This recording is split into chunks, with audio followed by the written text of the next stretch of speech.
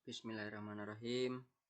Assalamualaikum warahmatullahi wabarakatuh. Kami kelompok KKM 103. Nah, sebelumnya sudah dijelaskan oleh rekan kami bagaimana melakukan setup atau kustomisasi identitas masjid di aplikasi ini, dan kemudian juga sudah diketahui bagaimana atau apa saja akun-akun yang tersedia atau bisa diubah di aplikasi ini, dan juga bagaimana melakukan input terhadap anggaran di aplikasi akuntansi masjid ini. Kemudian langkah berikutnya adalah kami akan membantu untuk menunjukkan bagaimana melakukan penjurnalan untuk menginput transaksi yang ada selama sehari-hari atau bahkan bulanan, juga bisa di input di aplikasi ini. Nah, sebelumnya saya akan menunjukkan beberapa hal penting mengenai akuntansi dasar. Apa saja? Kita lihat. Nah, ada 5 hal penting yang kita harus ketahui, yaitu bagaimana yang terjadi apabila aset bertambah, beban bertambah, utang bertambah, modal bertambah, kemudian pendapatan bertambah. Nah, apa itu sisi kiri dan apa itu sisi kanan? Nah, sisi kiri itu disebut juga dengan debit. Nah, sisi kanan itu juga disebut juga dengan kredit. Nah, supaya tahu apa saja sih yang termasuk aset, beban, utang, modal, dan pendapatan itu, mari kita lihat di bagian akun yang tersedia pada aplikasi. Nah, ini dia bagian akun yang tersedia di aplikasi akuntansi masjid. Nah, apa saja yang termasuk aset? Nah, aset di aplikasi ini adalah yang termasuk adalah kas, setara kas, piutang, persediaan, aset tetap, tanah, misalkan tanah masjid, madrasah, kemudian inventaris, peralatan, alat peraga, karpet juga termasuk, buku-buku juga bisa dimasukkan sebagai aset, dan misalkan ini ada RKPHBI, RK pemulasaran jenazah, dan sebagainya. Ini saldo normalnya, yaitu ketika aset bertambah, yaitu akan menambah di sisi kiri atau di sisi debit. Kemudian untuk utang, apa saja yang termasuk utang pada aplikasi ini? Yaitu ada utang rekanan, utang bank, dan sebagainya. Yang termasuk utang itu ketika utang bertambah atau disebut saldo normalnya, utang bertambah akan bertambah di sisi kredit atau di sisi sebelah kanan. Kemudian untuk modal, dalam hal ini di dalam akuntansi masjid, yaitu ada aset neto tidak terikat tahun lalu, aset neto terikat, temporer, dan sebagainya. Itu saldo normalnya adalah kredit, di mana ketika modal bertambah itu akan bertambah di sisi kanan atau di sisi kredit, seperti itu. Kemudian untuk ketika pendapatan bertambah, apa aja sih pendapatan itu? Pendapatan di dalam aplikasi ini, aplikasi akuntansi masjid, yaitu kita sesuaikan dengan apa yang biasanya sebagai penerimaan organisasi nirlaba atau di masjid. Ini adalah salah satunya penerimaan zakat fitrah. Salah banyaknya adalah infak pengajian. Infak pengajian bisa dirinci dengan banyak. Ini aplikasinya juga bisa diubah untuk bagian akunnya. Kemudian ada infak banyak sekali, bisa disesuaikan.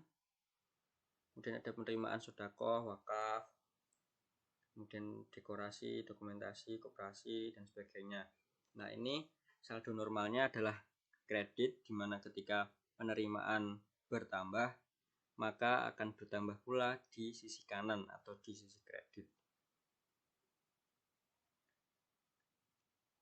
Ini juga ternyata masih banyak, ada penerimaan lain-lain, ada pembelian tas, buku, pembelian seragam. Ini masuk ke pendapatan bertambah. Kemudian untuk beban bisa juga disebut untuk sebagai belanja. Nah, di sini karena masjid, beban itu atau belanja atau pengeluaran uang itu bisa dikategorikan untuk fakir, miskin, mu'alaf, qorib dan sebagainya. Di sini juga ada honor khotib atau imam Jumat dan juga honor lainnya. Ada banyak juga di sini. Kemudian ada bisa kita melakukan pembayaran gaji pada guru atau pengajar TPA dan sebagainya.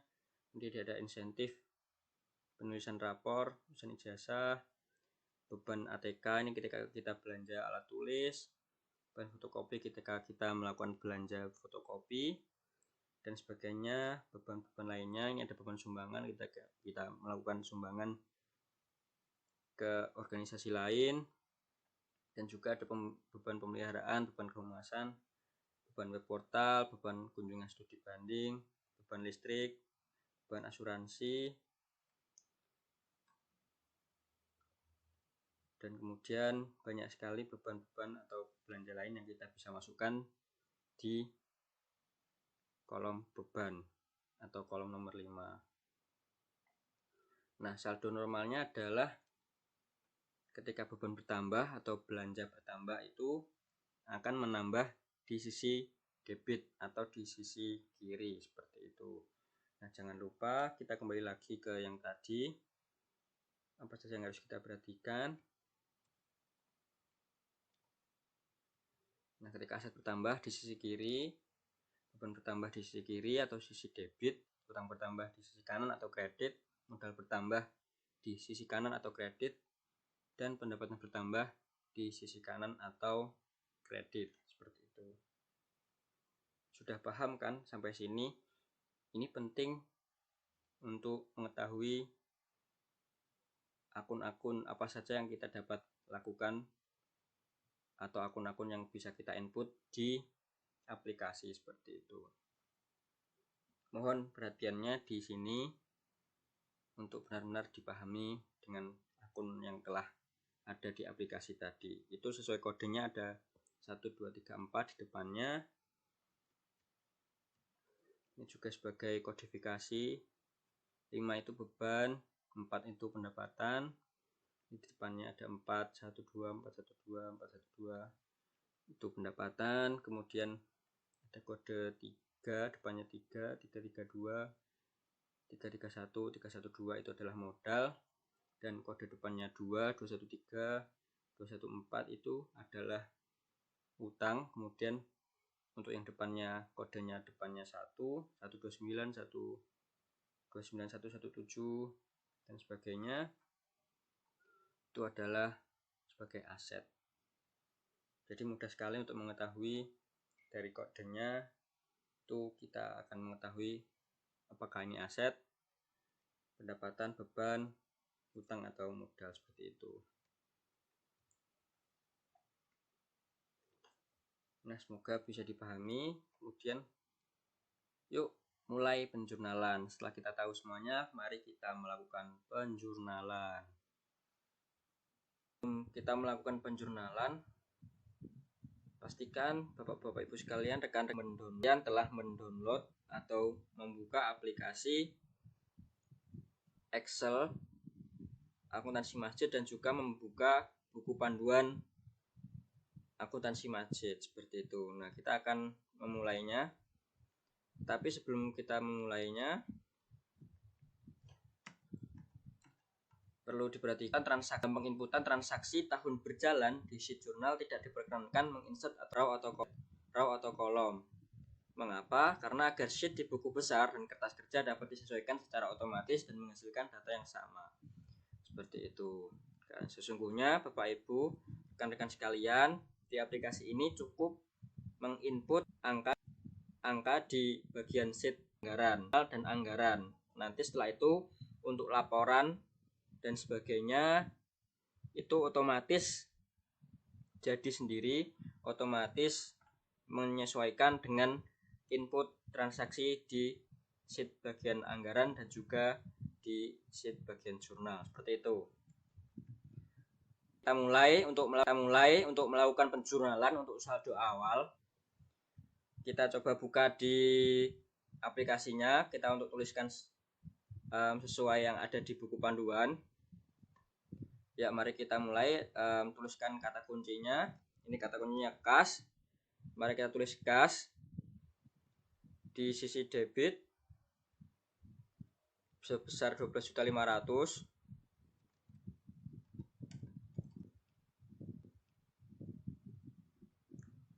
Kemudian inventaris ruang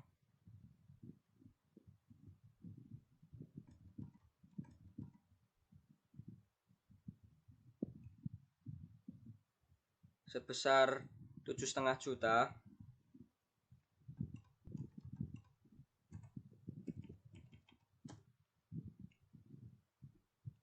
Kemudian karpet sebesar 20 juta.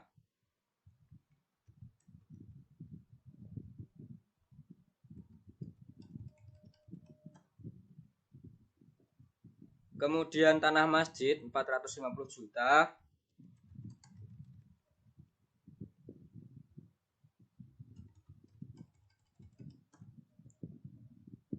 Kemudian masjid 1,5 miliar.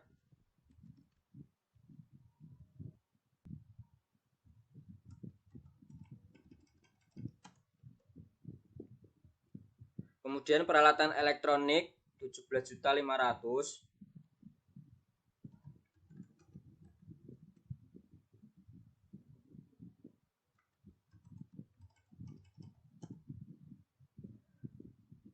Kemudian di sisi kredit ada aset neto tidak tetap sebesar 2 miliar.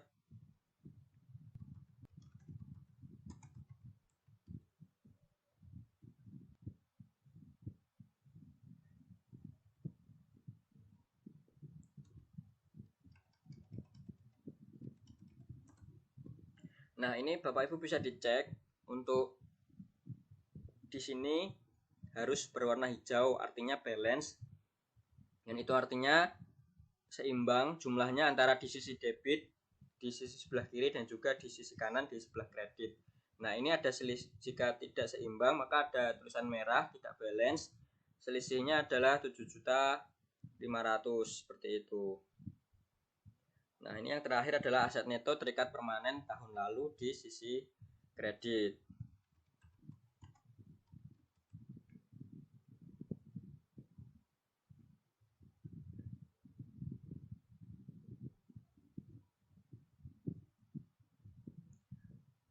Sebesar 7.500.000. Nah, ini sudah balance, sudah hijau, sudah benar, sudah seimbang di sisi kiri debit dan juga di sisi kanan di sisi kredit. Selanjutnya untuk menginput jumlah pengurangan dan penambahan saldo. Kemudian kita harus melengkapi informasinya di sebelah kiri jurnal tadi karena ada tanggal, nomor bukti, uraian dan jenis dana. Kita tulis sesuai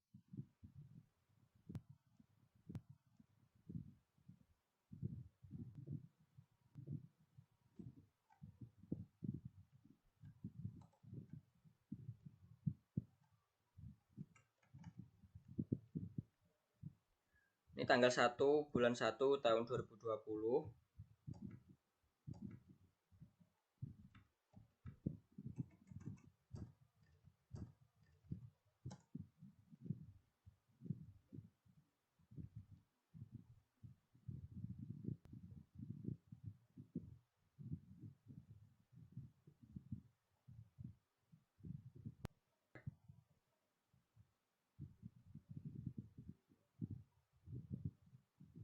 Karena biar mudah, biar cepat juga.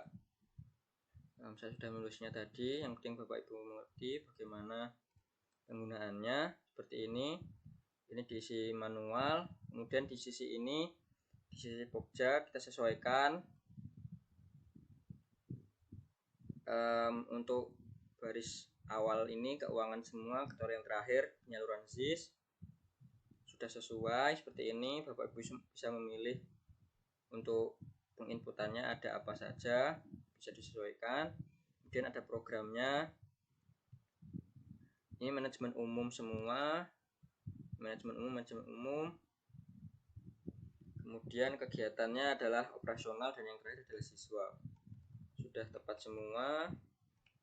Nah, setelah itu kita bagaimana untuk menuliskan transaksi yang lain. Nah, misalkan contoh soal pada 20 Januari menerima pendapatan dari 1 juta sebesar 1 juta.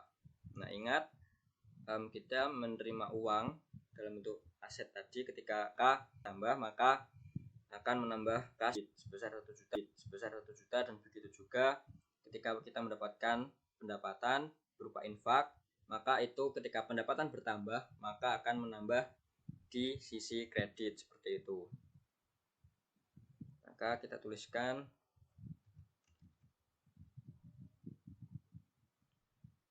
kas dan juga infak kotak Jumat.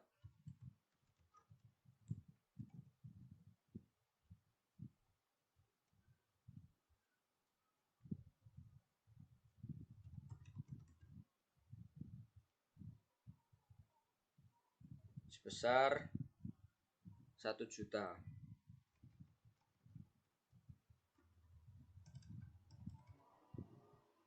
Di sisi kredit juga jangan lupa untuk di input juga, karena ini tidak dan harus seimbang seperti itu, baru jauh seperti balance. Kemudian berikutnya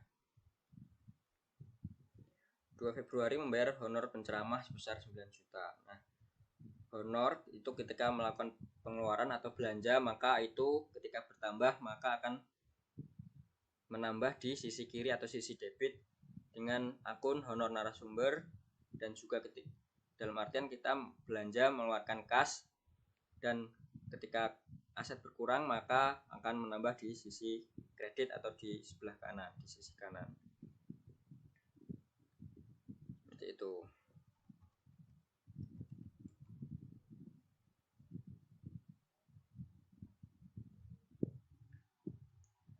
Kas sebesar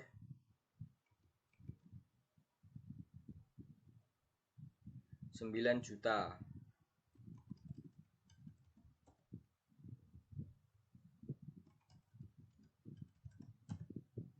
Nah, saya cukup contohkan untuk 2 saja, karena yang lainnya bisa dicoba secara mandiri untuk latihan dan sebagainya. Kemudian lalu apa dampaknya? Saya coba lihatkan semuanya dulu.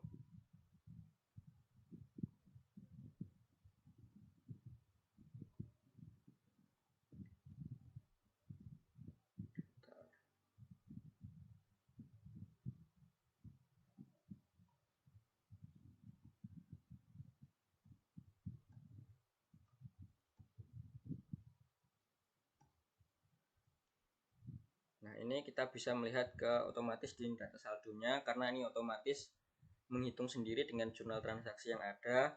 Kemudian di laporan aktivitas juga otomatis ada, dan juga di neraca otomatis tertulis sendiri. Nah, ini otomatis balance dan sebagainya. Seperti itu. Nah, kemudian apabila Bapak Ibu lupa atau memang tidak menginput untuk nomor bukti uraian jenis dana pokja program dan kegiatan, maka mari kita lihat apa dampaknya. Delete dulu. Maka kita lihat di neraca akan jumlahnya sama, ada transaksi yang banyak tadi, dan ini saldo awalnya tidak balance, artinya ada kesalahan, ada hal yang belum diinput di jurnal, di sheet jurnal. Seperti itu di neraca, dan juga di sisi laporan arus kas juga masih ada yang banyak yang seperti itu. Nah, maka penting sekali untuk mengetahui neraca ini ada perubahan dan balance semua. Ingat, Bapak Ibu harus balance, harus hijau warnanya, karena akuntansi itu adalah seimbang neraca. Namanya neraca itu harus seimbang sisi debit maupun sisi kredit di sisi kiri dan maupun sisi kanan, seperti itu. Maka jangan lupa untuk di nomor bukti jenis dana pokja program dan kegiatan ini juga di input, karena akan mempengaruhi neraca supaya balance, seperti itu.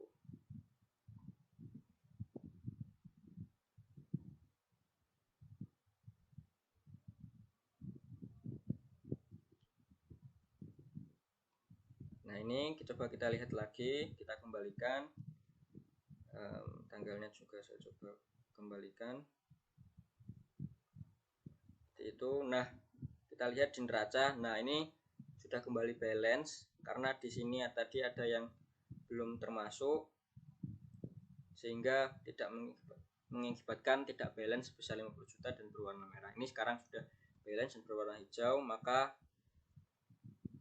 ini dan ini juga di neraca saldo kas akhir tahunnya sudah ada, tadi tidak ada, seperti itu. Neraca seimbang berwarna hijau balance, laporan aktivitas juga sudah terisi semua, saldo masih tetap. Nah, maka dari itu untuk penginputan mohon diinput semuanya sesuai dengan kegiatan program pokja dan yang telah disesuaikan di bagian ref ini, kode referensi dan sesuai keinginan seperti yang telah dijelaskan rekan kami sebelumnya, seperti itu.